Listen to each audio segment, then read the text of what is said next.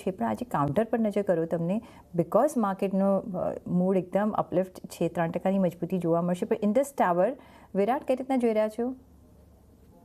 જો ટેકનિકલી ઘણા સારા લેવલ્સ પર આપણને કામકાજ કરતો જોવા મળી રહ્યો છે. પ્રીવિયસલી આપણે જોયું હતું કે એક કરેક્શન પછી આપણને એક સારી એવી રેલી આવતી જોવા મળી હતી. ઓક્ટોબરથી લઈને જાન્યુઆરી સુધીના લેવલ્સ આપણને બનતા જોવા મળ્યા. ત્યારબાદ એક હેલ્ધી પ્રોફિટ બુકિંગ અને પ્રોફિટ બુકિંગમાં ફરીથી હવે ક્યાંક ને ક્યાંક એક પોઝિટિવ ડિરેક્શનમાં મૂવ કરવાનો પ્રયત્ન કર્યો છે. 50 દિવસની એક્સપોનેન્શિયલ મૂવિંગ એવરેજ એક સ્ટ્રોંગ સપોર્ટની જેમ સર્વ થતી જોવા મળી રહી છે.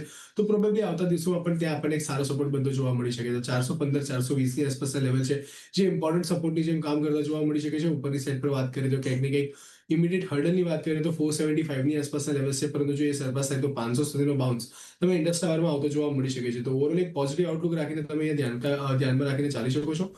ઉપરમાં 500 સુધીના ટાર્ગેટ તમે એક્સપેક્ટ કરી શકો છો. નીચેમાં 415 420 આ બે લેવલ્સ તમે સપોર્ટની જેમ કન્સિડર કરી શકો છો. તો ઇન્ડસ ટાવર્સમાં યસ 400